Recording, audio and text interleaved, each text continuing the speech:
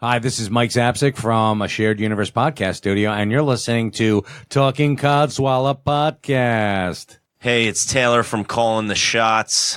Hey, this is Steve from Calling the Shots. Hey, what's up? It's Mike from the Pizza Beer Revolution podcast. Hi, this is Derek D from PBR Podcast and DerekD.com, of course. And you are listening to Talking Codswallop. Talking Codswallop. How you guys doing? This is great. This is the POTUS. It's President of the United States, Donald. You're looking at the wallop of the swallowing. That's what you're listening to. It's great. I gotta tell you, the swallop of the wall is great. I love walls. And the cod wallop, it's swallop. Fantastic. You're listening to it. Wallops, cods. Fish, walls, swallows.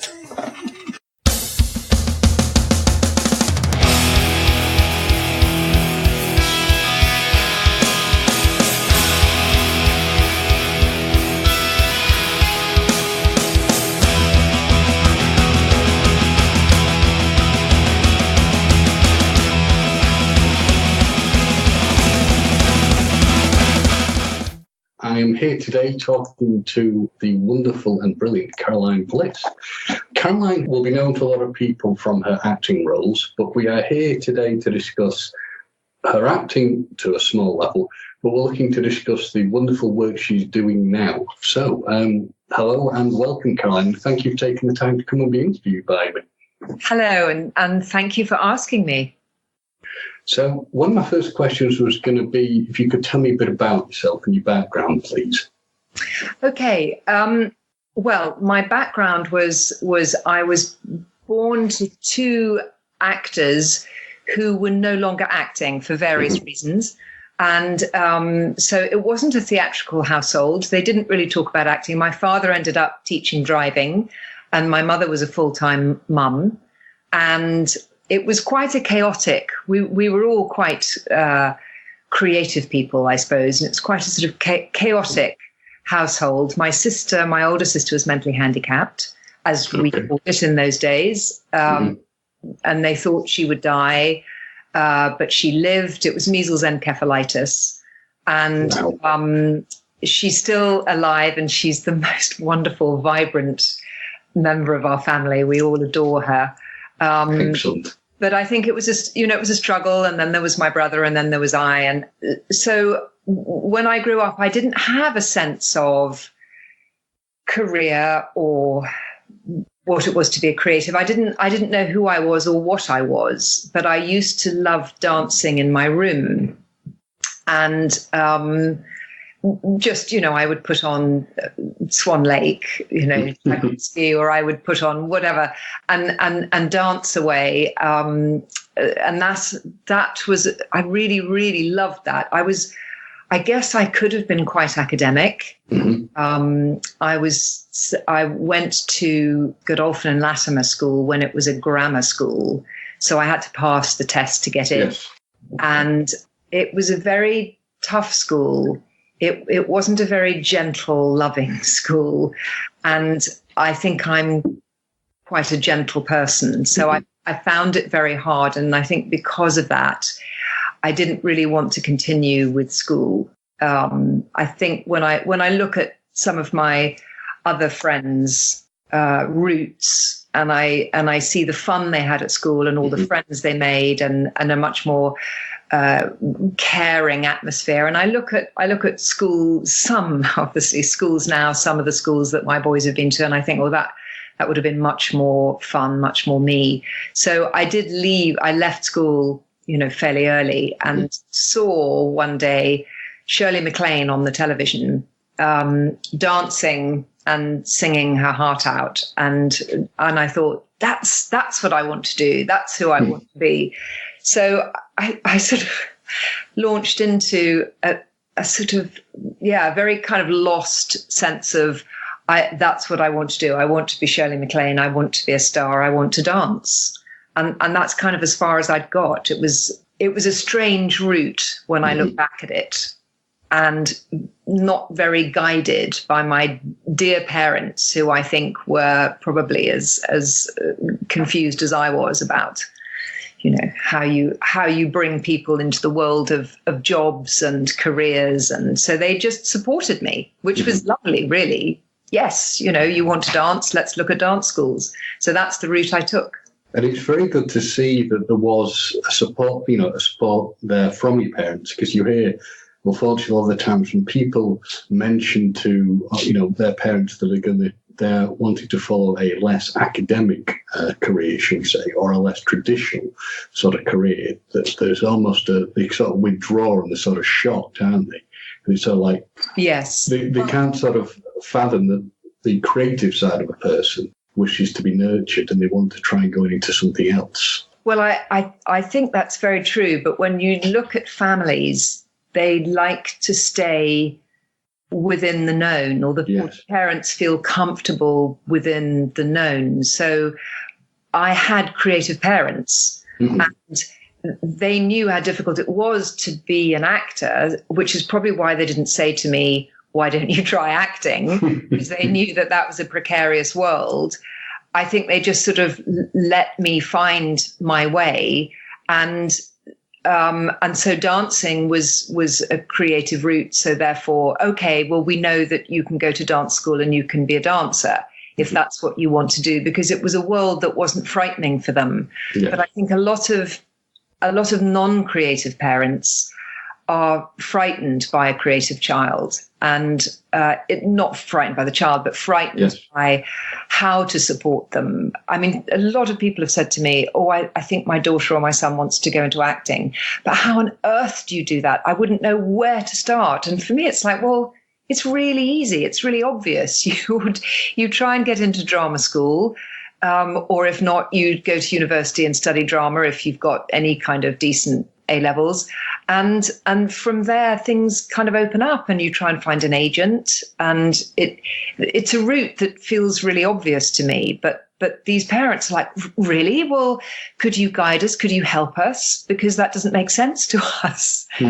Whereas if we'd had, our two boys, my husband and I have had two boys, and if our boys had said, we would like to be accountants, or we'd like to go into business, we'd have thrown up our arms in horror and said, oh my God, I don't know how to support you in that. How are we going to do that? So, I think it's just the known, isn't it? We like to stay in the known. And within your family as well, there's obviously, you were saying that your parents had sort of gone out of the acting career. Am I correct in thinking that you have within your family, there is a musical heritage? That's right. Yes. My mother's father was Sir Arthur Bliss. Okay. And do you have any memories you could share about your grandfather? Yes. I regret that I didn't know him more. Mm-hmm. But I remember sitting in a box in the festival hall and seeing this incredible, charismatic figure that was my grandfather stride onto the stage and take up the baton and conduct one of his pieces. And the music was slightly beyond me. Mm-hmm. It's challenging music. I'm appreciating it more and more now, the more I listen to it. But yes, that was a very strong memory of how incredible he was. Wow, I mean that's a wonderful memory to have as well. You're seeing him, with his profession, actually doing his profession, seeing the wonderful impact he can have on people. Now you're saying about acting, obviously initially your interest was in going into dance, so. What caused the shift in going from dance to acting? Well, I think two things. First of all, my body is not really a dancer's body. In that, I mean that a dancer needs to have a natural turnout, mm-hmm. Shoulders, hips. And also the feet need to have the high arch, a particular instep in order to do point work. But even if you go into, I was more interested in maybe ballet rambert or whatever kind of performing, you still need a very flexible body that's probably built in a certain way. So although my body looks like a dancer's body, it wouldn't really behave. And so, for instance, I did train at the dance school at Ballet Rambert, and they brought this up and said, look, you're a beautiful dancer, but actually it's going to be hard for you. So I think that was one main reason. But I think the other, three reasons. And another reason is that I don't sing. I don't sing well. I'm not comfortable with tuning, the piano. Once I'm started in the right key, I'm fine. Yeah. It's not a gift that I have. And also the third reason is that I just went down a couple of cul-de-sacs, really.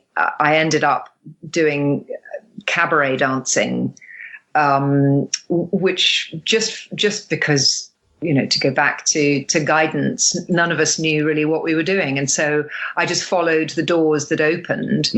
And instead of going to a proper, 3-year course or 4-year course at a proper dance and drama and performing arts school, I went to a little school kind of round the corner in Shepherd's Bush and did evening classes and was given their guidance and ended up in, as I say, in sort of cabaret, which was really going nowhere. And I was fortunate enough to meet somebody who said, what on earth are you doing? Had you not thought of acting? Had you thought of going to drama school? And it sounds crazy, but I really hadn't thought about it. But suddenly it was like the most obvious thing to do. But I'd never acted. And in my grammar school, in those days, grammar schools didn't do any performing arts, any theatre. We did do art, but I was useless at art. So I didn't see myself as a creative or, I'd never acted. And so it just hadn't occurred to me. But yes, so when I was told, I then, again, my parents were supportive of that, and we looked into drama schools, and so I auditioned for drama school. So one of the questions I wanted to ask you was that obviously in the profession of acting, as an actor preparing for roles, there's it's probably one of the most extremely focused roles where you can be really scrutinized by a person. And you always hear actors saying you have to be able to handle rejection. You have to be able to handle rejection. Looking at it at the time and now looking at it in your current profession, how do you handle, or how do you think you would be able to handle this sort of impact upon you as a person? It's a very good, very deep question. And there's a lot in that question. There are a lot of aspects to that question, because we come immediately to the sense of ego and self and all of that. And I guess all I can say is that as far as I was concerned, when I was young, and I see it in a lot of young people who have been supported by parents, there is a sense of excitement about life and a sense of self-belief that if they passionately want to do something, they can kind of make it happen. Yeah. Not in an arrogant way, but just maybe they haven't failed yet. Do you know what I mean? I understand what you mean. Yes. Yeah. Yes. So I think I had a sense of that, of this. I had an enormous energy and an enormous drive and passion for life, and this kind of I had this vision of wanting to connect with the world. I think mistakenly thinking it was through acting, because I didn't know any different. But it wasn't even a logical, I want to be an actress because I love acting or the business of acting.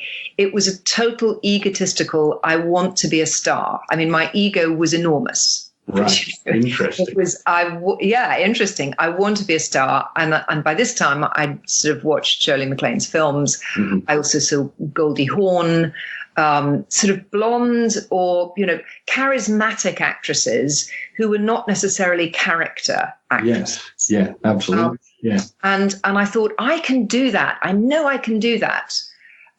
Bizarrely, now I look back and I know that I'm probably more of a character actress, but that was stuck in a rather young, glamorous person. So it was I was never gonna know that. Yes. But I had this kind of driving force, and sometimes that would just kind of sweep everything before me. So I kind of knew the effect of it. But that's not to say that when this person said to me, "What on earth are you doing, dancing? You're going absolutely nowhere. You should look at going to drama school." There was a real sense of a kind of implosion of, I've got it wrong. I'm going in the wrong direction. And, that was a first inkling of a sense of failure, a sense of panic, a sense of I don't really know where I'm going until suddenly I'm there auditioning for drama schools, and it all came back. I thought, right, this is the direction, this is the door, and there I was off again. And for some reason, I got into the Bristol Old Vic Theatre School, and I got into LAMDA, and I went to Bristol.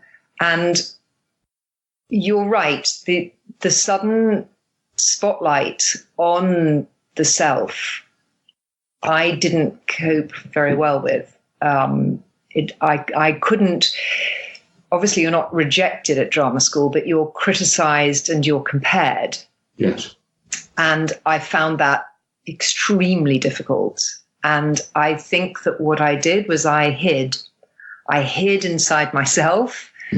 I also, and it's something I talk about with my current work, energies, structures of coping. I think a lot of me, and this may sound rather weird to some people who haven't sort of thought about where their energy is, but I think I actually shot a lot of energy out of my body. I think I just wasn't very present. I have very little memory of drama school. I meet up with old friends now.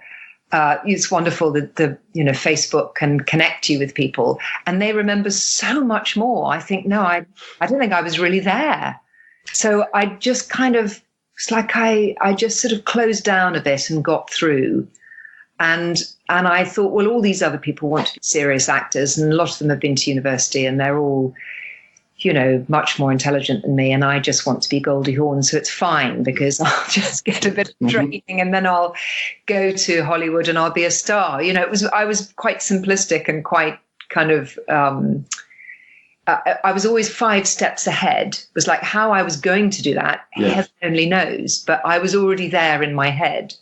So I think the criticism and the rejection was seen in context of a large ego who felt she was going somewhere. I also wondered, just think about something you said earlier about when you were in grammar school, whether you think that might have impacted at all on the fact that you were saying that they weren't sort of like the most nurturing of people, where the teachers taught you there. Do you think that would in some way lead to the way you sort of like drew back into yourself under the scrutiny of the teaching at drama school? Yes, I think that's absolutely right. I think I had also avoided a lot of the time at grammar school. I don't think I was myself. In fact, one very insightful man who I was at drama school with, who I've since linked up with again, which is a delight, said to me, he said, you were kind of unformed. He said, you were very young and kind of unformed in those days. He said, and now I meet you, and it's extraordinary because you are totally yourself in the most profound way. So that was a really beautiful thing to say, but it did cast a kind of, I look back and I think, yes, I really was flailing around. Wow. Interesting. And interesting thing when you said about not sort of remembering large portions of your work and times at drama school. It rang a real bell in my head, though, which is when it comes to my days at university, because I can meet up with people I was at university with who have memories of me being at things and doing things that I seem to have no memory of. So it's like I've chosen to sort of block things out. yeah, it's interesting, isn't it? What we can do. It's very interesting. So when it came to the influence on acting, when you sort of at that point made the decision, this is what I really want to do, who was it who influenced you the most? You mentioned obviously Shirley MacLaine as being somebody who really sort of stirred your interest. So was she like the real template for what you wanted to do in acting? She wasn't the template in acting. She was like a kind of figurehead. In the same way that Goldie Hawn was a figurehead, in a sort of image of that's where I would like to go. Right. As I say, I was always 5 steps ahead. I wasn't really in the present, so I didn't have a mentor or a game plan I was blessed with a truly wonderful teacher at the Bristol Old Vic called Rudi Shelley, and he was an extraordinary man. He was Prussian, and he'd had an extraordinary life and travelled across many continents and had done so many amazing things. I think. I can't begin to remember now. Sorry, my it was a long time ago, and Don't worry. But he was just one of those people who he was like nobody I'd ever met, and had a wide and deep existence, and he brought all of that to his teaching of acting. And he was a tiny man but incredible power, and I found it very hard because he didn't particularly notice me, or I wasn't one of his favorites. Right. And because I was quite hidden, I had a big front, but I was quite hidden inside, and I couldn't do a big front around him because there was something very truthful about him, and it just wouldn't have worked. So I felt very shy around him, but he had a profound effect on me of just the way of being on stage, the observations of yourself. And what was extraordinary was that years later, I did go and visit him a couple of times in Bristol. As he got older, he was already quite old when we were at Bristol, but he lived to a ripe old age. And I went to visit him, and he said he was writing a book. And a year later, I sent him the Krishnamurti book, Freedom from the Pen. And I went to then visit him in hospital. And I had no idea if he would take to any of this. He'd never spoken philosophy. I thought, he'll think I'm mad, but I'm going to send it to him because it sort of resonates. And I walked in the door, and he said, darling, he said, that man wrote my book. Oh, excellent. And I thought, yes. So I had unwittingly extraordinary teaching from this man. That's a beautiful thing. That is a really beautiful thing to know, that he obviously had this great impact upon you, and you could give him back. Yes. Something that would help him in Krishnamurti's writing. That's wonderful. Yes. That really is truly wonderful. Oh. Now, I have to ask, obviously, you were cast in the role of Princess Diana, and it sort of makes me think of something. I interviewed Neil Innes, and we discussed the fact that when he started out, one of his early things was working on Magical Mystery Tour with the Beatles. Right. I remember saying to him, it's sort of like a no pressure. Yeah. It was like no pressure. How did you, because the pressure, at that point, you're probably going to be playing one of the most famous people on the planet at that time. How do you prepare for something like that? Well, I think, again, the ignorance of youth when I look back. And we're talking American ABC television here. We're not talking anything profound or it wasn't a major movie that was going to hit the world. This was a sort of one of those, what are they called? Biopic, drama, documentary things. I can't remember what they're called. And when I auditioned for it, I remember thinking, this is ridiculous. This isn't the direction I want to go in, because this is playing a woman that's alive. and two, I can't see that I can really play Lady Diana. So I went to the interview, and of course they were all American in the interview, and being partly American and partly Canadian myself, there's almost no English in me. I feel very at home auditioning in those circumstances, because there's a freedom, Yes, and a sense of humor often that ties with my own. So I immediately felt at home. We were all chatting away. And the panel later told me of the process, that at this point they and I were thinking, no, this isn't right. This girl isn't really right. And at one point, they said something that was, or I said something, I think, that they took in the wrong way. And it embarrassed me, and it was slightly hysterical. And I literally did a gesture that I never do, or hardly ever do, put my hands to my cheeks in a kind of, oh, goodness. Yeah. And they all went, oh, my God, she's done it naturally. Oh, my God. And I had become, Princess Diana in that moment. And they all were doing thumbs up at each other in front of me. And I thought, I think I've done something right. I think I've nailed this. So the only, the preparation, what you can't prepare, was watching her a bit. And the worst of it was that I had lots of Farrah Fawcett hair. Farrah Fawcett Major was that actress in Charlie's Angels. And she had tons of blonde, curly sort of hair. And my frizzy mane, I would tame into that sort of thing. And I was rather, this was one of my hiding mechanisms, was my hair. And they said, oh, well, we have to cut it all off. So I know. And they sent me to my agent at the time, sent me to her hairdresser, which was one of the best things that came out of the whole thing, because he was also a rather fabulous Zen philosopher hairdresser, if you can imagine it. He was a really special man, is a special man, and is still my hairdresser and a good friend.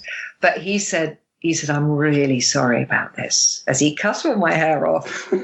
He tried to give me a long lady dye, and the producers looked at it and said, nah, needs shorter. Oh, dear. So we cut it shorter, and I looked in the mirror and I thought, well, I look like my brother now. It's all over. It's just, this is really tough. And every day my hair was such a challenge, because any dampness, which of course we've got a lot in England, and the whole thing goes frizzy. And it was only 2 years later that I learnt that CBS were also making a film about Charles and Diana at exactly the same time. And they'd cast, was it Catherine Oxenberg? They'd cast an actress who had long hair in it. And apparently she'd worn a wig all the way through. And I thought, oh, you're kidding me. So it sort of became about the hair a bit. And I played the script. It was a simple story, and it needed simplicity. And I didn't know what I was doing. But it all worked out wonderfully. So although they did, of course, take all your hair away from you. Exactly. It was fine. Let's put it that way. It was fine. I don't think many people saw it. Well, it is still something it's a historical note and historical record. So, yeah, I'd say it's important. So in 1983, you worked on a film called Chess Game. And as a piece of work, it obviously has impact upon your life, but it has even more of a huge impact upon your future direction, because you were working with Terence Stamp, who, if you could pick up the story on how he impacts upon your future, please. Yes. I was working with Terence Stamp, and I didn't really know much about him, because he was such a big star in the 60s, and I was really too young to have seen his films. But everyone had warned me that this was one of the most beautiful men I could meet. And he had, I just remember as soon as I met him, he had this extraordinary presence. And again, wasn't really like anyone else I had come across. There was something different, something unusual about him. And yes, he was very beautiful, but he emanated something that was fascinating. not necessarily peace, but just a depth. And so I began to talk to him about that. He'd come back from India not too long ago, and he was already on his famous health regime. Yes. So he would bring a thermos of mate tea in, sweetened with a little bit of honey, and bring juiced beetroot. And he talked to the crew about their health and about what they should be doing. And he was just, and so I was inquisitive, and I wanted to know all about it. And I just never thought about life or questioning myself or anything at all. And so he just opened my eyes, and he then one day gave me this book by J. Krishnamurti called Freedom from the Known. And when I opened it, it was like opening a long lost door to myself. I just thought, this is truth. This is resonating with me somewhere. That this is really what I am now. This is the direction I now want to go in. I didn't know what that meant or anything. It was also quite funny, because here was a movie star who was also deeply spiritual. And so what happened was that my ego jumped into that and thought, well, this is even more fantastic, because not only can I be a movie star, and by now I'm reading, Shirley MacLaine. I think around that time, she wrote Out on a Limb, and she was starting to own up about her spiritual path. And I'm thinking, this is incredible, because now I can be a major movie star. I can live in Beverly Hills or on the sea, and I can teach people about going beyond the ego. You can have it all. I can have it all. Yes, I can live the dream. So that, I was a little bit misguided, should we say, at first, but a profound door had opened by working with this man. And I'm very much smiled when you're saying that Terence Stamp would go and he'd be talking to sort of crew members and people about the health and things like that. How was that received by people? Because sometimes, unfortunately, when you're mentioning things like that, people can sort of step back a little bit and be a bit unsure how to interact with somebody. Oh no, he's got such grace, Terence. He would never impose. Never imposed. People would ask him, and when I say crew, it was because he's got a very he was much more comfortable with certain members of the crew. Yes. Certain he's not comfortable around pretense and big egos. So he'd just get chatting, or one of the crew would go, hey, Tel, what's that in your weird thermos, or, and he'd just be open, and then he'd chat, and then he'd be so sweet. He'd come in the next day, and he'd kind of bring a beetroot for them, or he was very into beetroot juice at the time, or he was just very gentle like that. It was, there's a gentleness to him that is different from the image of the actor. And I was thinking that's a really wonderful thing to hear, because I have, unfortunately, speaking with some people who work in the acting profession, you hear the stories of, in fact, a very, very famous actor who, I was talking to somebody who'd worked with him, who said, unfortunately, the image that this person projects, being very nice, being very friendly, etc., is the polar opposite from the reality of who they are when you work with them. And that's always a sad thing to hear, but it's a wonderful thing when you hear that Terence Stamp is so nice and giving and open with people.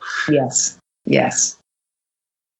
So, progressing with your career, we come to discussing probably the role you are most famous for, or most well known to people, which is obviously playing the part of Miss Moneypenny in the James Bond film. So, I was wondering if you could tell me a bit about the casting process of how you become a member of the Bond family, so to speak. Okay, so Again, it's a very logical route. My agent phoned me up and said they're casting for the role of Miss Moneypenny. You've got an interview, tomorrow 2:00 sort of thing. Wow. Yeah, no, I mean, it really is. It's very straightforward. For me, it's much, it's much more straightforward than doing what people think is a normal job.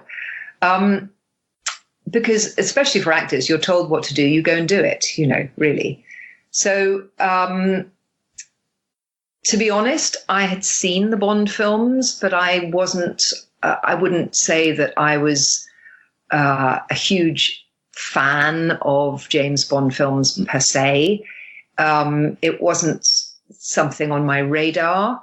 Again, if you want to carve out a career, as a movie star in the vein of how I'm thinking, to be Miss Moneypenny is a kind of strange side shoot, because at that point Lois Maxwell was the only person who'd played the role. If you discount, I think there was another little one in there. There was an offshoot Bond, but Lois Maxwell had played Miss Moneypenny and was Miss Moneypenny, and that wasn't the image that I had of my career. So right. It wasn't that I didn't want to do it. I just wasn't really taking it very seriously. It wasn't like, oh, this would be an amazing next step. And so I wasn't nervous at all. I turned out. I also thought I was wrong for the role. I again, because she had created such an iconic image of Moneypenny as being, I don't know, she had that wonderful mixture of being comfortable, almost sort of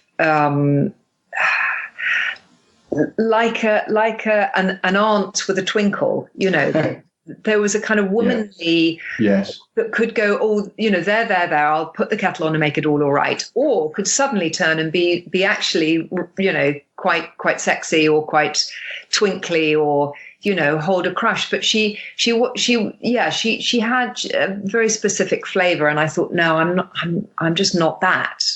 Assuming that they wanted to take it on in the same way. Mm-hmm. So I went up for the audition, and I'm sitting in the room, the waiting room, with a few other girls, and the door opens, and a girl walks out who I think, oh, she's exactly right. She's exactly got that quality. She's much younger, but she's got that quality that Lois had. And then they said, oh, Caroline, you're next in. So I walked in the door, and there's Cubby Broccoli, there's Barbara Broccoli, there's Michael Wilson, the writer, there's a couple of other people.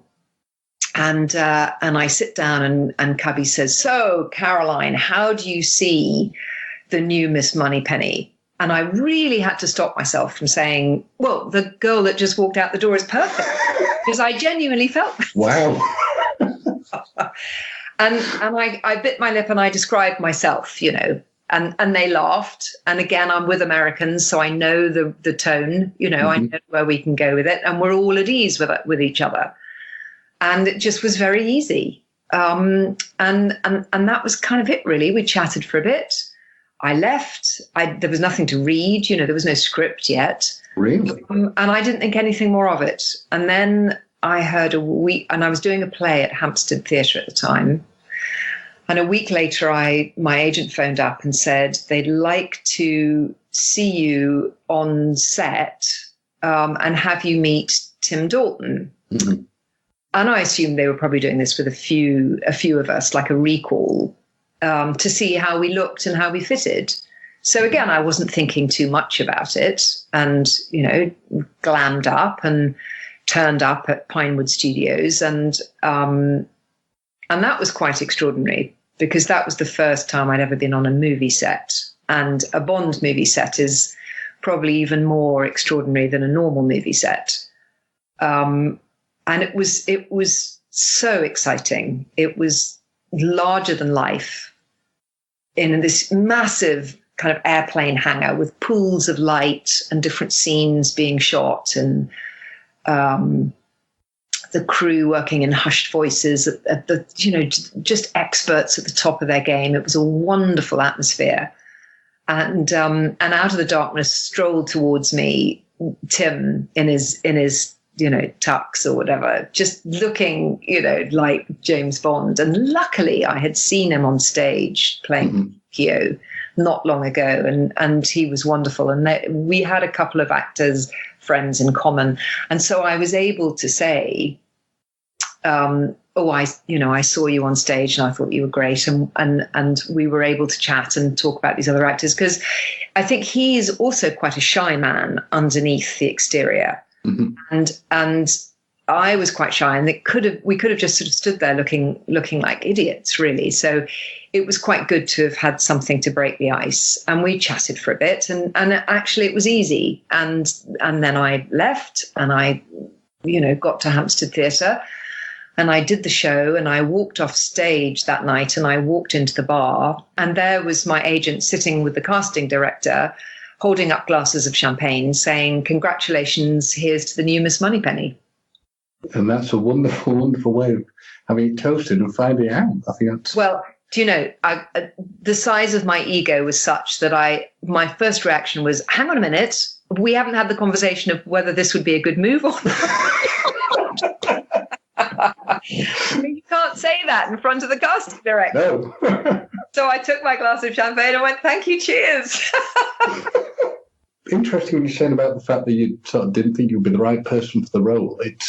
I remember listening to an interview where they interviewed Mark Hamill, and they told him about the fact that he ended up playing the Joker, and he thought, "There's no way they'll cast me in this role. Not going to happen at all." Went in completely relaxed, did his thing, and then said when he found out he got the role, he couldn't even remember what he'd done. I was sort of panicking. But they're like, "We've got playback, you'll be fine, you'll be fine." Wow. Well, that's exactly it. Exactly. It's always good when you just relax and you're yourself. And then if it's meant to flow, it flows.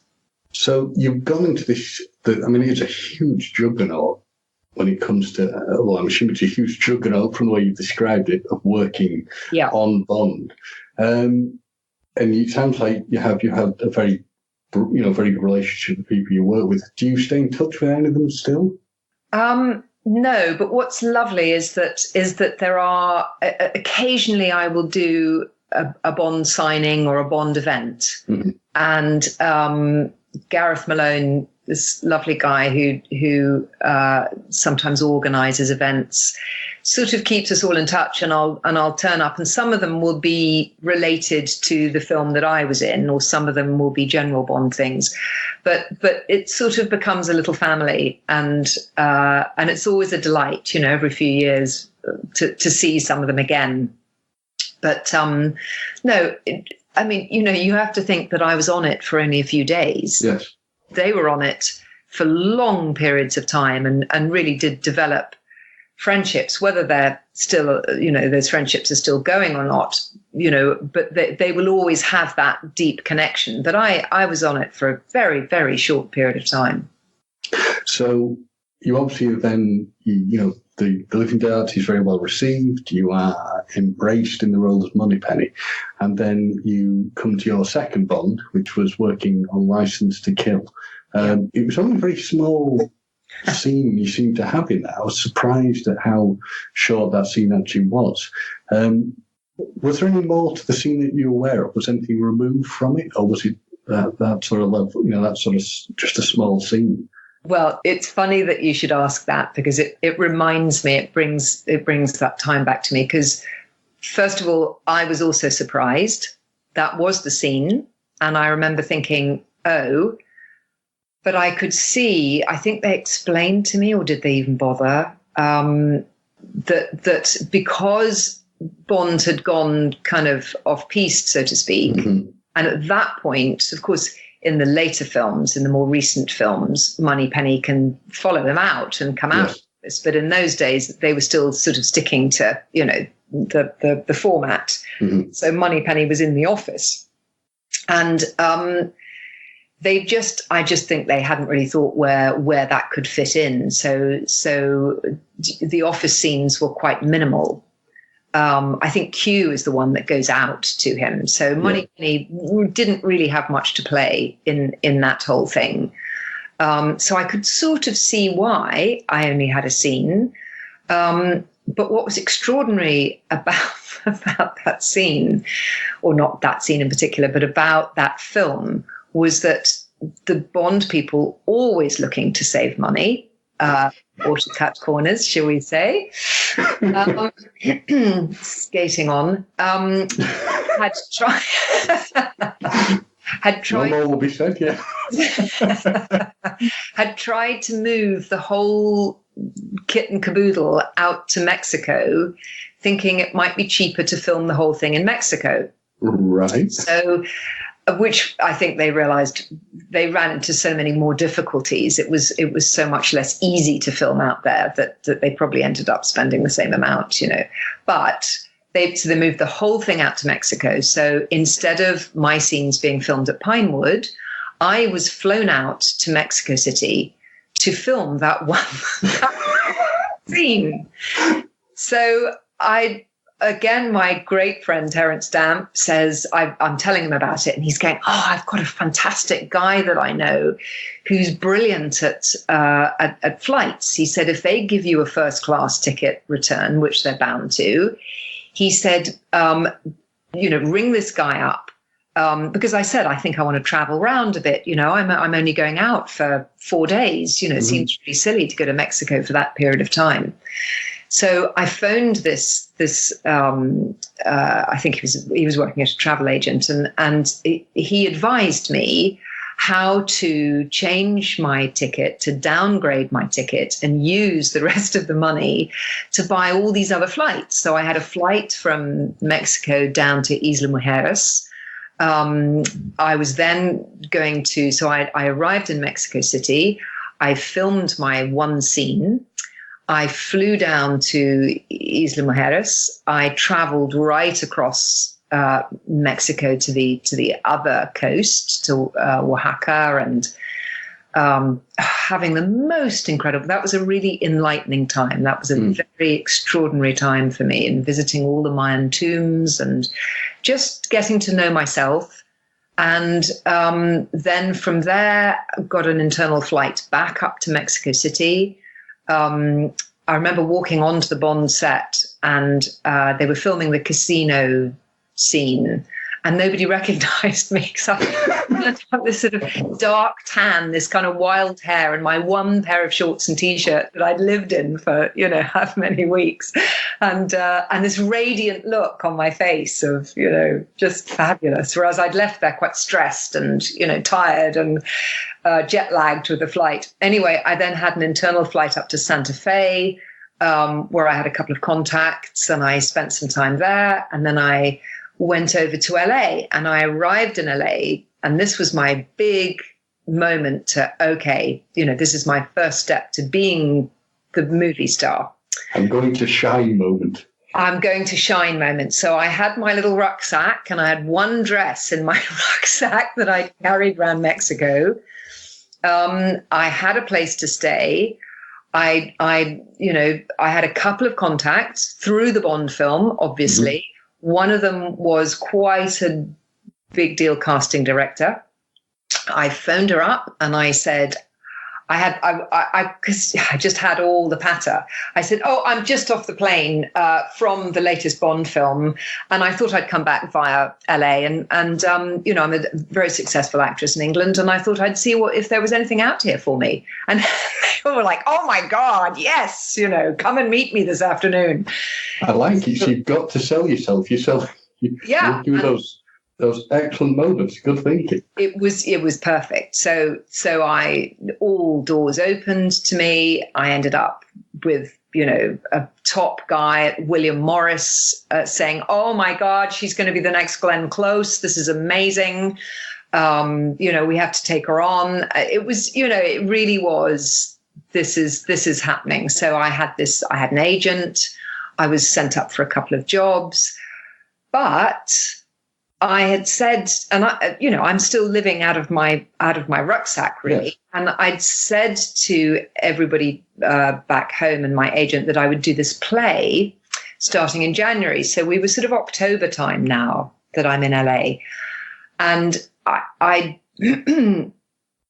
thought, well, what I'll do, this is obviously working. is I'll go back home and I'll do the play. I'll get myself together. I'll, sort of tie up some loose ends. I'll give my family a hug and I'll come back out, and give it 6 months or give it a year. I'll come and see what's here for me. And so, that's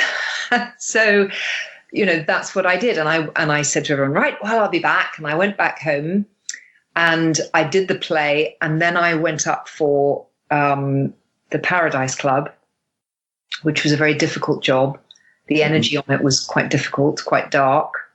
And the girl who I was stepping in for, she'd played the lead policewoman for a while, and she was stepping out, I think, through illness. And I think it was just quite a stressful job. And I took it on thinking I can earn some money before I go out to America again. Yeah. And in doing the job, I started then on a much deeper internal journey of actually, who am I really? And at that point, the Bond film, I think, came out, and I got these phone calls from America. I'll never forget it, saying, Caroline, have they cut most of your role? Like you're saying, because of course I'd done this whole number of, I'm starring in the next Bond, Miss Moneypenny in their mind has got this huge part. They're like, what happened? So, it just from that moment things took a very different direction. And when by the time they weren't judging me, they were just kind of what happened. But it did make me smile. I thought, yeah, okay, reality. But when I got back out to America, I was a very different person, and I just couldn't do the spiel anymore. I couldn't do the sell. I'd gone too far inside. Right. Now, when it comes to just looking back on the films, I'm always intrigued to try and work out, is there ever any future? Does the casting people, the producers, or anybody, they come to you and say, right, we've done that film, here is the you'll be, to prepare for the next film, or is it literally just a film by film basis? Well, the Bond films are dependent on Bond, right? And I don't know the full story because I'm not really, I was never really involved in the whole Bond thing. But I think that potentially if Tim had carried on, then I would have carried on as his Moneypenny. Mm-hmm. But with Tim not continuing and with Piers coming in, I think they just, everything changed, didn't it? Yes, yeah. And it was very interesting, as I understand it, that you were replaced by somebody you actually know in the shape of Samantha Bond. Not just somebody I know, but a good old friend who I had been to grammar school with. We both trained at the Ballet Rambert, and we had both turned up at the same audition weekend for the Bristol Old Vic, and both got in and both gone to the Bristol Old Vic together. So, our lives were mirroring each other. Wow. And bless her heart, she couldn't bear to tell me because, she thought she was stealing your role, maybe. Stealing my role, yes. And she felt awful. And I didn't, to be honest, I hadn't known they were recasting because I didn't know the situation with Tim. Mm-hmm. I think if they'd recast her and Tim was doing it, that might have felt a little bit tough. But because Tim wasn't doing it, mm-hmm. also my life had changed, and I really was beginning to pull back from acting and look at the role of the ego and all of that. And so, I kept phoning her and getting her answer machine. And eventually I phoned and a friend of hers picked up the phone and said, oh, has she not spoken to you yet? And by the time she phoned me, I thought something so awful had happened. Because you would think, yeah. That I was prepared for something ghastly. So when she said, darling, I'm so sorry, I don't know how to tell you, but they've offered me Moneypenny. It was just, I laughed, It's like, I said, well, if it's going to go to somebody, how wonderful that it's going to go to such a good friend. That was a wonderful way to look at it. I was thinking you were also discussing playing that role. Obviously, the people do have concerns about typecasting, and obviously our ego is either sort of massaged or feels damaged by things like that. How did you feel about that? Did that ever enter your mind, a concern about typecasting and how it would affect you as a person? No, I think I wasn't that kind of actor. I think deep, what I call proper actors, probably think about that, about the role of typecasting, about the direction they want to go in. But as I've mentioned many times, that sort of wasn't where I was at. So I think the ego massage comes in, or the sort of ego rejection comes in all the time, more to do with how people treat you. It's quite interesting as an actor. You are either somebody who is very impressive. You know, the figure of an actor is either really is held in awe by some people. And on the other hand, you can be the lowest in the pecking order. You know, you sort of come last. You know, there's the producer, the director, even the casting director, you know, when you want the part, when you need the part, has more power than you do. There's the writer, there's, you know, the crew. The actor is kind of, right, we're ready for you now, come and stand on your spot and and we'll clothe you, we'll give you the line, we'll light you, we'll direct you. You know, in some instances you just feel actually quite powerless. So you literally go from 1 minute having your ego massaged, feeling on top of the world, to the next minute feeling like nobody. And the famous actor phrase of "you're only as good as your last job" is horribly true. So we come to what I consider to be the really interesting part of this interview. And everything before it's been interesting, Caroline, so don't think I don't mean like that. No, I know what you mean. That really whets my interest is that you made a change. You made a really big change from pursuing the career and the life of an actor into going to a more spiritual path. And obviously there is the going back to your contact with Terence Stan when he was sort of giving you the initial information about the work of Krishnamurti. What prompted this big change in your life? What was, because I'm assuming you can't, it's hard to describe as like a light bulb moment, but what made you want to go into this more spiritual path? It was or can it be described as a light bulb moment? Well, it was a slow process with various light bulb moments. So the process had started the minute I met Terence, the minute I read Krishnamurti. Something had shifted within me, or a perspective had shifted. And as I say, I then hooked it onto being a star. I hooked it onto the ego. And then as I worked with this over the years when I was being an actress, I had the insight that what I was doing was the Krishnamurti teaching and non-dual Eastern philosophy is about being free of the separate self, being free of the ego, and this sense that we are a psychologically separate entity that lives its own truth. It's seeing beyond that to an eternal truth, to a more an infinite truth and a deeper connection. And so what I realized I was trying to do was sidestep myself, trying to get rid of myself in order to be in this lovely eternal peace, and which I intuited was there, but I couldn't reach. And so it began to be clear that with acting, that ego, that separate self was being fed, and I couldn't quite be the deep seeker that I wanted to be while I was in my acting jobs.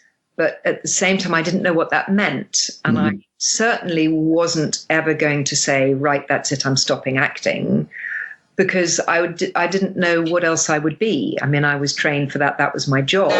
Yes. And what I did intuit was that if ever I was to do work such as I'm doing now, I had to be it. It wasn't something that I could feel, oh, I've taken a course, or I've learnt, or I've kind of, read the books and I know what to say. It's got to come from truth.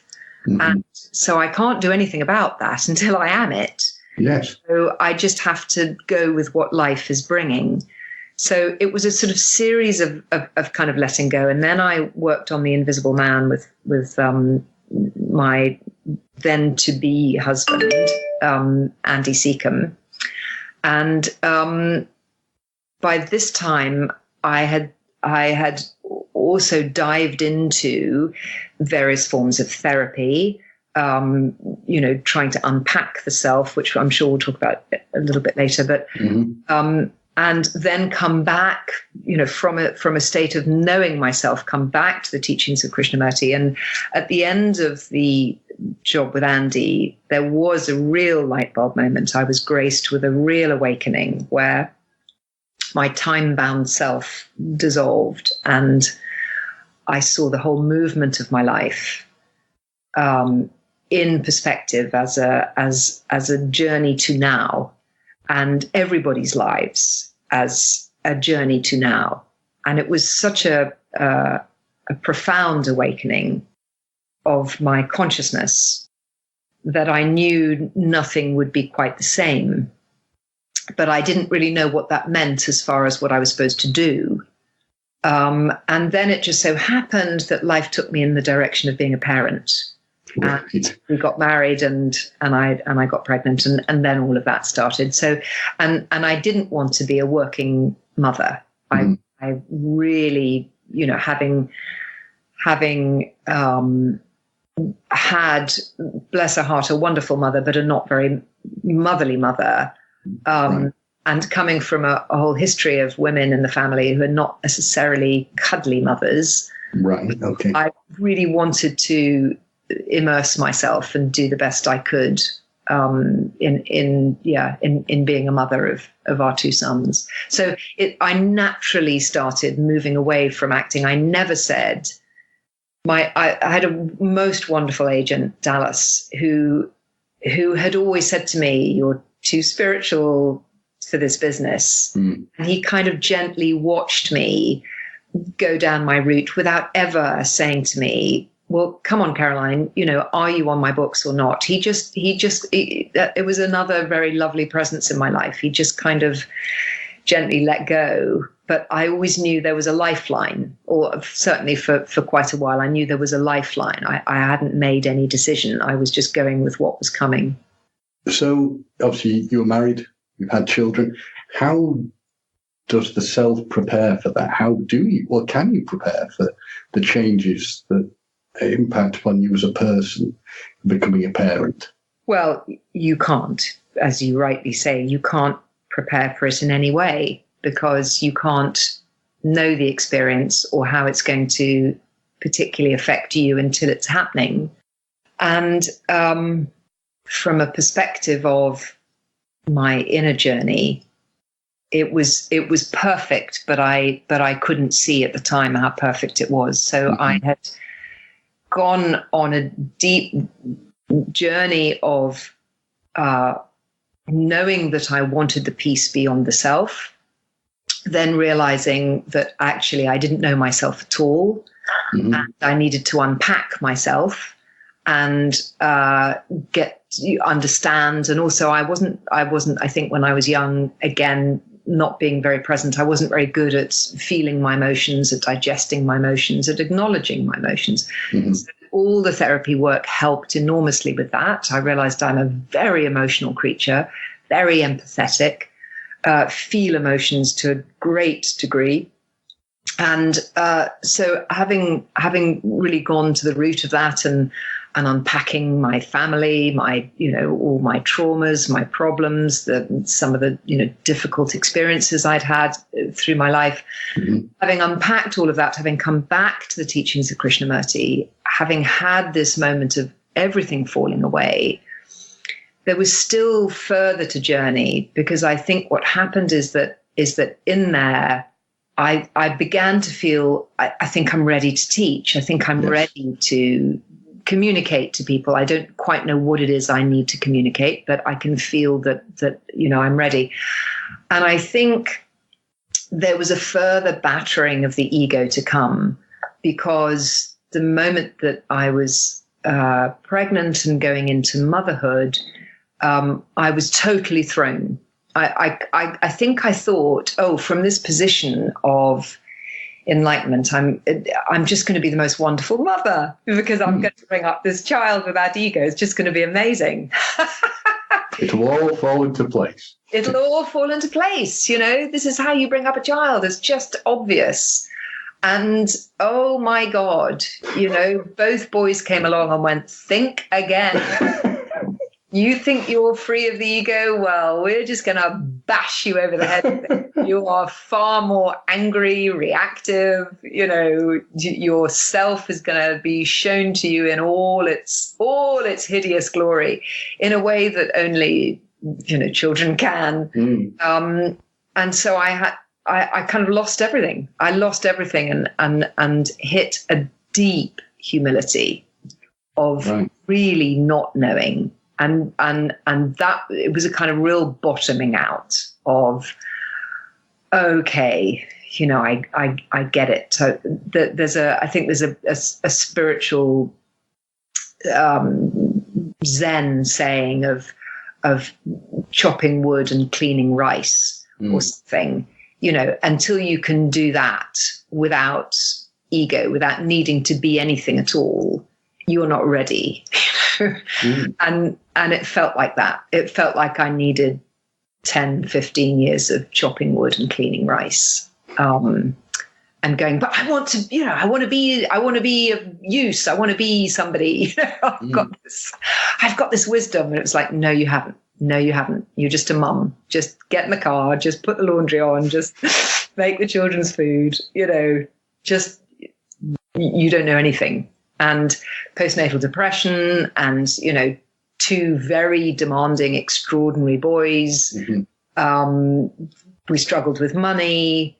It was being part of the struggle of existence. Yes. And what that eventually gave me was the link between the search for self-love of the Western teachings, yes, and the freedom from the self of the Eastern teachings. And the link for me is the emotional body, which is manifested as the inner child. And it's like there is a part of us that says, I've come to this earth with gifts. And in order to use those gifts, I need to learn wisdom and compassion. And for instance, if you had a room full of new mothers and a woman stood on stage telling them all, these are my 20 points to being a perfect mother, and she goes through them all and they all make sense, and the women are like, oh, this is great. And then one woman says, so how many children have you had? And she says, oh, I haven't had children. You can imagine that the whole room would go, oh, you try, difficult birth, colic child, or not being able to feed, or worrying about this, or no husband, or, you try all of that sleepless nights and then come back and tell us how to be the perfect mother. And it's kind of, I feel it's the same with our journey on this earth. We come to this earth and we have to learn why it is human beings are not living in peace and harmony with each other on earth, why we don't choose love, why we don't choose our altruistic sense of how to live, because we get stuck in this subjective, reactive relationship to life. And I saw so clearly that it's each of us has a perfect journey with a perfect array of obstacles to teach us that wisdom and compassion. And only in understanding and digesting and being fully aware and compassionate with the self in our acknowledging of these difficulties, of suffering, of rage, of anger, can we begin to bring that alchemical love and compassion to the root of ourselves, and therefore to others. Therefore, each self then becomes not separate from ourself. And so the rippling out of awareness of actually, I am no different. My story is different and my packaging is different, but I am no different from the rest of mankind. And that's a very, well, to me, that's a wonderful way of looking at it, because one of the things that I found, not just myself, that sounds terribly, egotistical, but in general, the West has this real problem with the fact we compare ourselves so much to everybody else. We should have, if someone does it this way, we should do it this way or better. Yeah. Do you, the thing of the comparison issue, do you think this can be overcome? Is it possible to do it? Is there a way of doing it? I think it's really hard. I think comparison is, you're absolutely right. It is one of the roots of why mankind is unable to flower and live in harmony. Because as soon as we compare ourselves to another, we're stuck in separation. We're stuck in ego, and social media is all about comparison. Schooling is all about comparison. A lot of families are all about comparison to your brother, your sister, or the ideal of how you should be. Our psyches, mankind's psyche, part of the movement of the brain has become about comparison. And even when people have let go of comparing themselves to other people, for instance, they may then compare themselves to the ideal they hold about themselves, or then they compare themselves to how spiritual they're being. Or, I felt really in the flow yesterday and I was really in my heart, and today I'm not. So, oh God, I've got it wrong and I want to find that again. I mean, the brain is constantly comparing. And I think to try and stop the brain comparing brings us into conflict with ourselves, because we are comparing. So we'd have to control the brain to stop comparing. So the only direction is to actually bring a greater amount of awareness to the fact that we're constantly comparing. And then, as with any issue, to really unpick and intuit it down to the root. So my problem with comparison might be different from, say, your problem with comparison. But it will show me the root, the inner child will show me what the problem with comparison is. So was it that I was compared to my brother, or was it that I was compared to other people at school, or was it that I was bullied and told I was rubbish, or was it that, do you know what I mean? It will come back to a very real thing. So to start with a sort of generalized, we shouldn't compare, will only take us down a kind of, we should therefore not compare, and then we're not working with what is. Whereas when we get to really know ourselves and the root of ourself, as I say, this kind of inner child, we can then go, that when I compare, I'm back into a scenario that I know inside.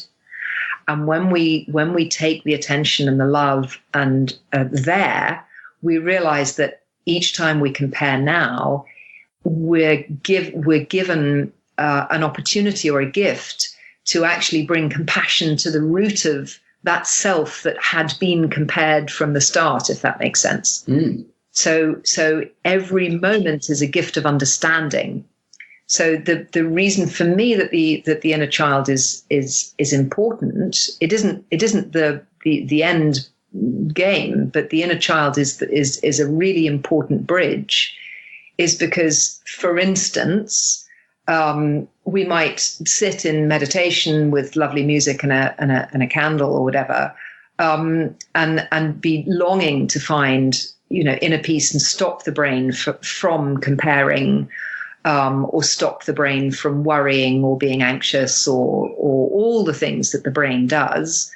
And actually what's happening is that the self, the inner child, is saying, yeah, but I'm actually needing to look at this stuff. I'm needing to learn wisdom and compassion. I can't let go of it yet because you haven't unpacked me. You haven't looked at me, and I'm in pain, or I'm angry, or I'm confused. So don't just push me aside and make me find peace. I'm not ready. Whereas when the child has been heard, when we've found that inner sense of self-acceptance and knowing and being with, not intellectually, but really viscerally in the cells of our body, then it's the altruistic nature of the inner child to say, oh, okay, now it doesn't need to be about me.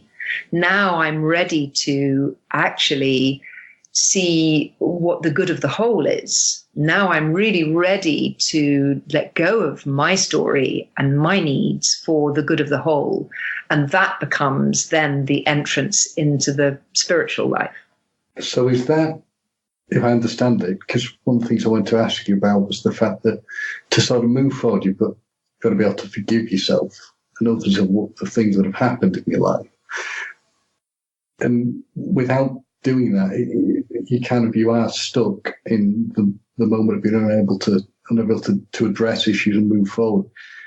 It can feel impossible to do that. Going off my own experiences, it can feel that it's something you can never do. What advice can you give for a person who wants to do that, who wants to try and forgive maybe themselves or forgive others? How easily can it be done? Can it be done? Okay, so absolutely it can be done, but it's a total journey. It's not something that is easily done, because it needs to be done with total perception. Understanding and seeing is the key, not intellectually, but through the heart. And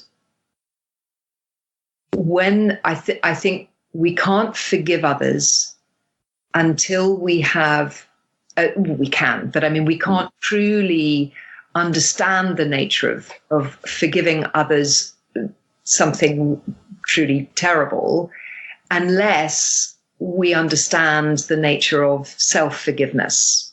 And therefore, those times that we feel we failed or we've acted in a way that we shouldn't have acted, instead of that being wrong, that itself was a teaching for us. Mm-hmm. And some of the most spiritual people have to fail in order to understand self-forgiveness, in order to understand really the root of what forgiveness is. So the root of forgiveness is going back and reliving, in a way, from the perspective of who we were then, and seeing all the building blocks of what went into that moment. And the building blocks were not just ourselves, they were patterns upon patterns of who we thought we were, information from parents, from siblings, from wider family, experiences we'd had,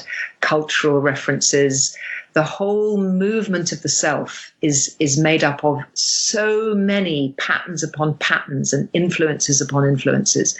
And we don't see this. We just see each instance on its own. But by the time we come to do something, or something happens for which we can't forgive ourselves, we have already been so impacted, the self has been so formed, that we actually... It's almost like the not that we don't have a choice. That's not what I mean. But it's like this. we act in a certain way, and we don't see that we were being propelled to act in a certain way to learn forgiveness. Mm-hmm. There is nothing ever wasted in the universe. There's no action that's random or that's wrong. It is all about acceptance and learning. And the energy that ripples out from self-forgiveness, yes, maybe one can't put right with the person or the incident that happened then, but also that will have been something that person or people or whatever also had to learn from and experience. But when the energy that ripples out from profound self-forgiveness starts to really deeply shift how you see everyone else's behavior, because you begin to see, and those things that have happened to you that maybe you know, each one of us can't forgive somebody else for, immediately that's all opened up. And we begin to see that forgiveness is not, I forgive you for that, but is a complete acceptance of the whole movement of what happened from a completely different perspective, from a greater perspective of love and wisdom. Well, it's clearly not an easy thing to do, but no, it makes an awful lot of sense. What you've said, an awful lot of sense on how you can deal with the whole thing of forgiveness and sort of moving forward from things. Yes, and I have seen in my work, profound things forgiven. So it's not just an idea. I have worked with forgiveness a lot. So you made the decision to change your career from what it had been in acting into you run retreats, you run talks. I'm intrigued to know, how do you overcome the fear factor of this big change, from going from what you know to a whole change in what you're doing, a whole change in career? Again, it's a very good question, because the human being will feel fear. Mm-hmm. And at the heart of my work is this acceptance of the human being before we can move on and go beyond the individual human being. So the witness of self, or the beingness, is beyond fear. It's free. Mm.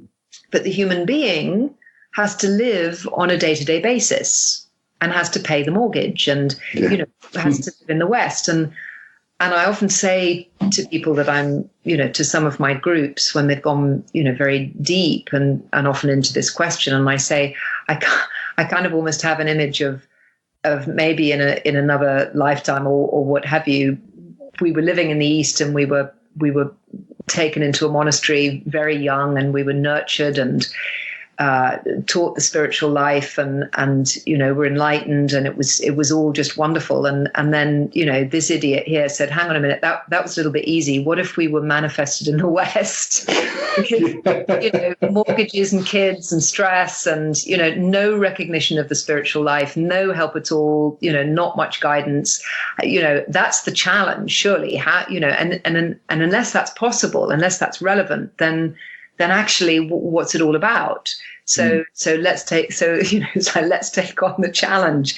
And I think the challenge in the West, we're using East-West in a very old-fashioned kind of limited way, but I think we understand what we mean. There's sort of the old East and the sense of spirituality, and the very materialistic West, should we say. So I think the thing is that the self has to be part of the picture. The compassion for self in the West is the key to then being free of the self, as I've mentioned before. Mm-hmm. So whenever there's fear around moving into the unknown, which of course there has been, you're absolutely right. Can I do this? It's hugely, can I take on the responsibility of guiding or speaking to other people? I can't do anything for another person. I can only, open and make it possible for that person. and will this work? And what does that mean about day-to-day life? And all of these things, the person goes through that.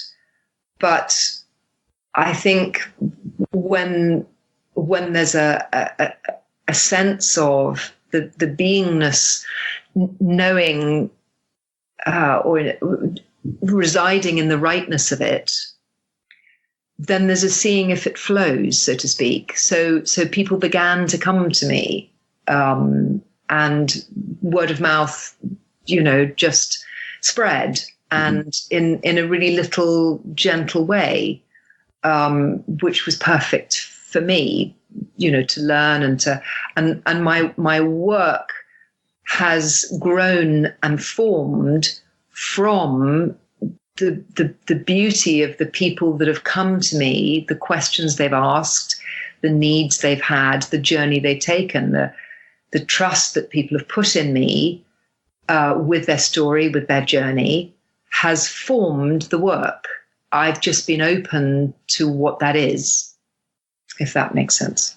I mean, it does. It's a beautiful thing you're doing. You are helping people. You are really deeply helping people improve their lives, and that is a wonderful thing to hear that somebody's doing.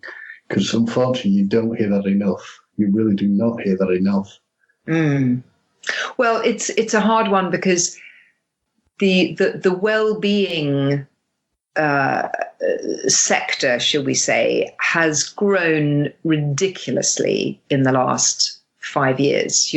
The whole it's a kind of there's a bandwagon. Yeah, I know what you mean. Yeah, and it brings a lot of help to a lot of people. I'm not judging it, but I'm not that. If you're not that, I'm not anything. I'm not an ism. You can't package what I do. So it's quite difficult to, I'm not somebody or something that I can be marketed. And I guess that's why I had to learn humility, because otherwise the ego of the actress from way back might have jumped on to a bandwagon and allowed myself to become something. And that would have been completely wrong. And that would have been very hard to unpick.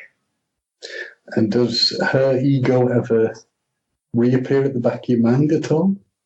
Well, yes, because the thing is that the self is always the self. This is the conundrum, is people think that when they do this inner work, they'll the bits of themselves that they don't like will sort of drop away or be melt away, yeah. And they'll change.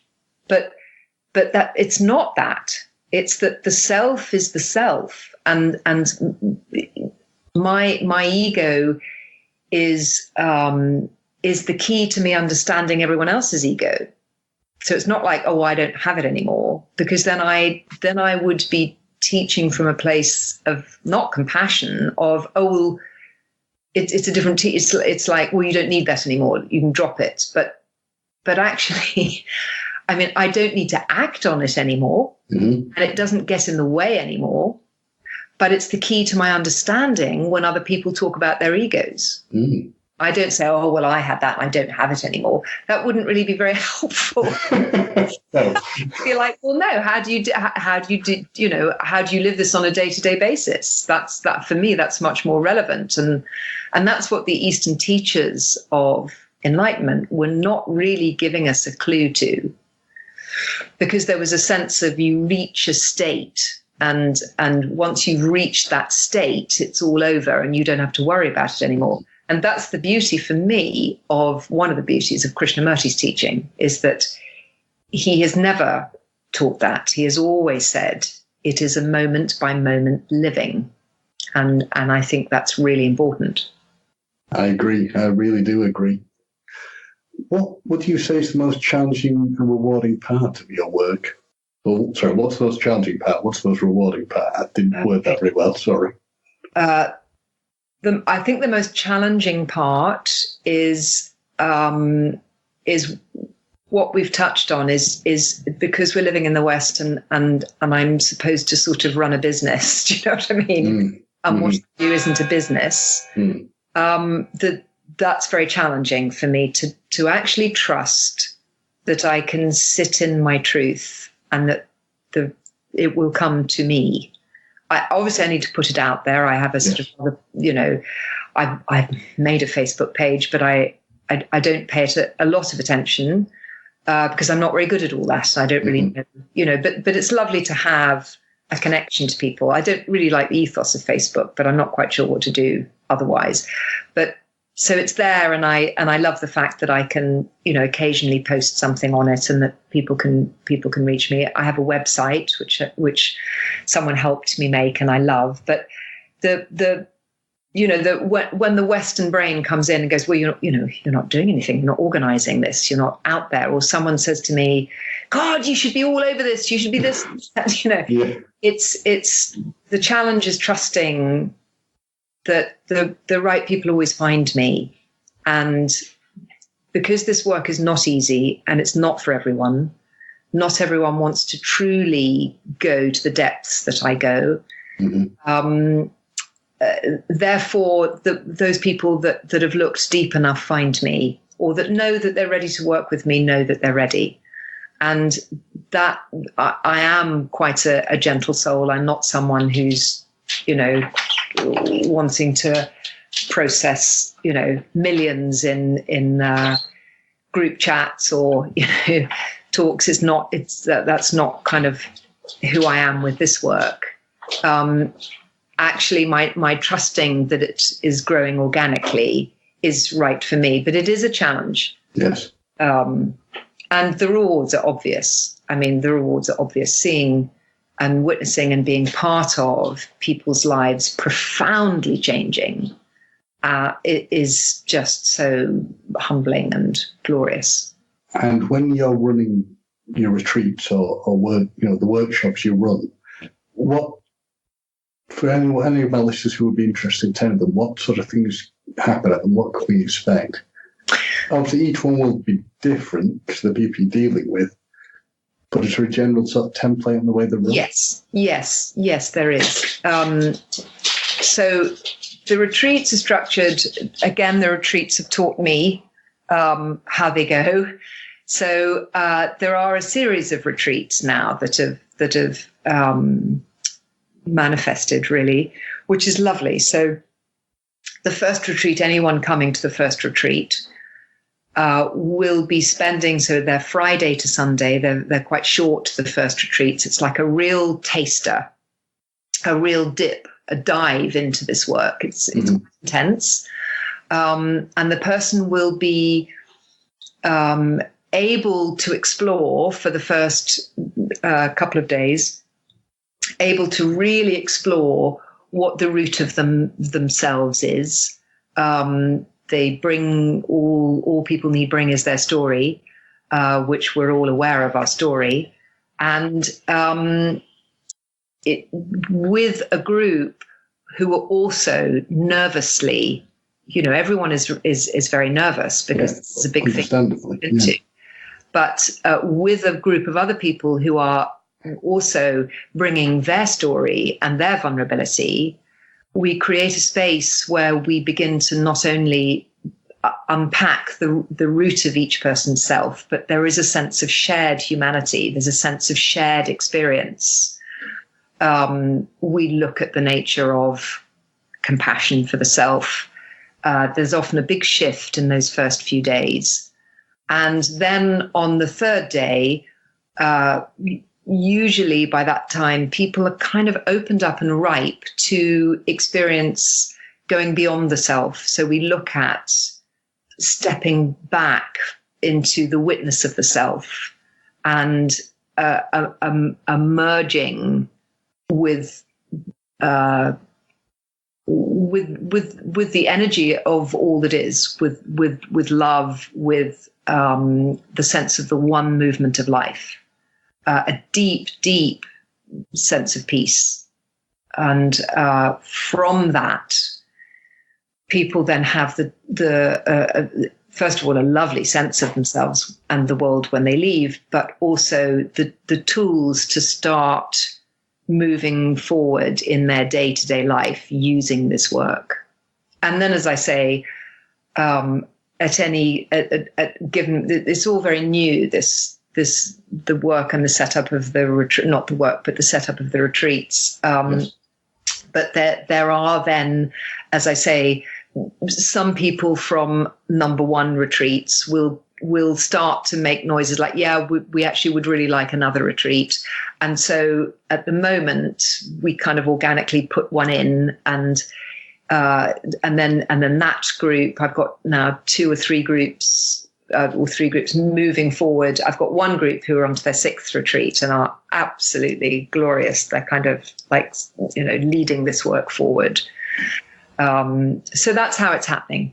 I'm speaking for my own self, but I'm sure for the people who'll be listening, if we wish to book on to the retreats and attend any events you're running, how are we best doing that, please? So I have a website, which is carolinebliss.co.uk. And all the details are on the website. My next number one retreat, obviously people have to start at the first retreat. My next number one retreat is next March. What I often do with people is, because I do work one-to-one, but I usually, if someone is interested in coming to a retreat and is definitely coming, but they want to just have a session with me first, that's fine. I often work with people, or someone who's come on the retreat and then is maybe facing something afterwards that they feel they need guidance. They can book in a one-to-one session with me. So I do one-to-one sessions, but I don't anymore usually, unless somebody's abroad and a slot has presented itself. In which case I can work on Skype with that person. I don't usually take on people just for the one-to-one journey, because I don't have so much time, obviously, anymore to just work with one-to-ones. It's more magical, it's more powerful, and it sort of works better when it all gathers itself towards a group. So the information's all on my website. Excellent. Now, Caroline, you have a book. I have a book. Yes. The Compassionate Heart. That's right. Please tell us a bit about, what you can about it. Obviously not spoil the reading experience for anybody, and how we can purchase it. Well, I've always wanted, as I do this work and as I've discovered what the work is, as I say, I've wanted to give people a tool that they can take away and have to continue or to start doing this work. Because almost everyone that works with me says, in between being with you, what can I read? What can I, I'll obviously give people an idea of what to do, but, we love a book, don't we? We love the words of the person. Certainly I've loved, the various books that I've had, the certain books will live by my bed in the past, it's like really soaking it up. So I know how important it is to have a guide. And I think a book can be a lovely guide, especially if you know the person or you're working with a person, or if someone has said, well, this is interesting work, but you're feeling a bit like, oh, I'm not sure. And how would I go about entering this path, looking inward? Some people have a deep sense of the spiritual path, but have never thought about looking inward, at their own story, at their own lives with respect to that. And some people are struggling with themselves and haven't really considered a spiritual path. But when they hear about it, they think, oh, that sounds interesting, but I don't know. So what I've tried to do with the book, I'm a very logical, practical person. And a lot of esoteric teachings, I think, can be very misleading or hard to grasp. And they also don't encompass the first part of the work, which is finding out about the self. And a lot of therapy books are quite good at, the unpacking of the self bit, but don't encompass the spiritual essence of the teaching that I feel is important, the non-dual sense of love. So the going beyond the self. So what I've done with the book is it's literally a kind of an A to Z of the journey. So it's very practical. We start here. This is what this is what it's about. Yep. This is how you go forward into step by step, looking at yourself, finding out about yourself. This is what we do. Try this exercise. It's like you're sitting with me for various sessions, and that's the book. Excellent. And how do we go about purchasing it, please? Well, it's going to be sold on my website because, once again, I just want to start it very organically. Yes. Everyone I've worked with, bless them, they're kind of, they've been asking about a book, and so I know that it will go to them and it will go out from them to their friends and other people, and word of mouth, and hopefully from this podcast today and this conversation today. So it'll go out again very gently, organically. So my website has a page about the book, and there is a PayPal link that somebody can order the books on the PayPal link. I would advise, I would ask, please, if any of your listeners, I'm not sure when this podcast will come out, but if any of your listeners are interested in buying a book, because this is very new. I mean, the books are arriving imminently. Just have a little bit of patience with when your book will be delivered. It will. It'll definitely come to you, but it's all very new for me of how to do this. And good things always come to those who wait. So that's right. Exactly. Patience. We're obviously, just coming to the end of our interview. And are there any sort of future projects or events you're going to be at that you want to share with my listeners? Well, yes, there are in fact two Bond events coming up. I do this really lovely work with a company called Cue the Music, which is, I believe, how you contacted me, because you. That's correct. Yeah. And they're an incredible band that's been put together by Warren Ringham, and they play the Bond theme tunes like you've never heard them before. I mean, the standard is exceptional. And they've got two great singers, and they put on these evenings of a journey through the Bond themes. And they ask Bond girls, ex-Bond girls, to link those themes. And it's a really fun night out. So I'm doing one in Folkestone this Friday, and then the following Friday, and you'll hopefully know what that date is because I haven't got my diary in front of me. I believe that's the 6th of September. Thank you. Hoping I'm right. 6th of September, I shall be in Bradford, and I know that there are still some tickets left for that one, for Cue the Music in Bradford.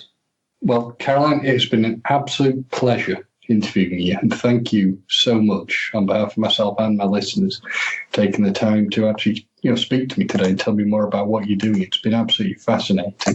I think it'd be brilliantly educational for people, and I would heartily recommend to anybody who feels they need some help spiritually about learning about themselves to get in contact with you. So thank you very much.